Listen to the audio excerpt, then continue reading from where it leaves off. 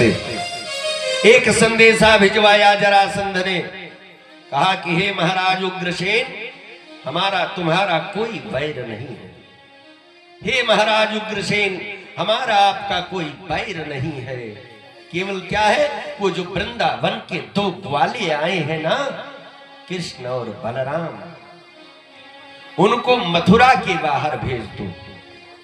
उनको मथुरा के बाहर भेज दो, क्योंकि मेरे जामाता को उन्होंने मारा है, इसलिए मैं उनका वध करूंगा।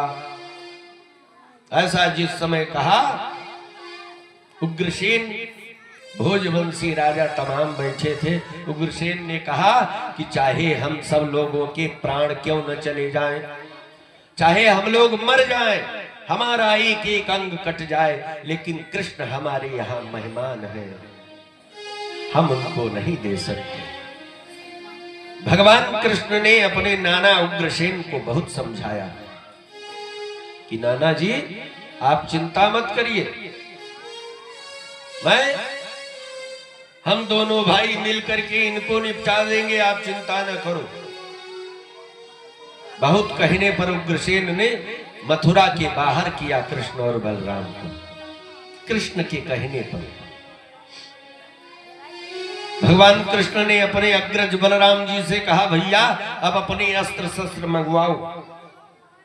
अस्त्र का आवाहन किया तो बलराम जी के एक हाथ में हल, दूसरे हाथ में मूसल, और भगवान कृष्ण के हाथ में सुदर्शन चक्र, धनुष, बाण और गदा, सारे अस्त्र शस्त्र आए भगवान के पास। और जिस समय सारे अस्त्र शस्त्र आए, युद्ध प्रारंभ हुआ। जिस समय घोर युद्ध प्रारंभ हुआ, सज्जनों, कहते हैं कि बलराम जी ने जरासंध को एक बार अपने हल में फंसाया और खींच करके विचार किया कि इस दुष्ट को आज ही कूट दो।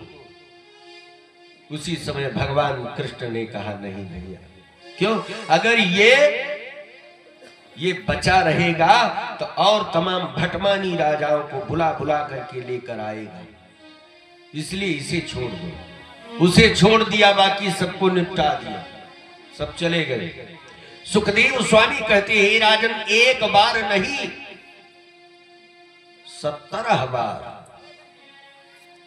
17 बार तक वो ढूंढ ढूंढ कर तमाम राजाओं महाराजाओं को लाता था और भगवान सबको मारकर उसको छोड़ देते थे। 18वीं बार जिस समय नंबर आया तो उसने ज्योतिषियों को बुलवाया कि आखिर मैं ही क्यों हार जाता हूं इतने दिन से।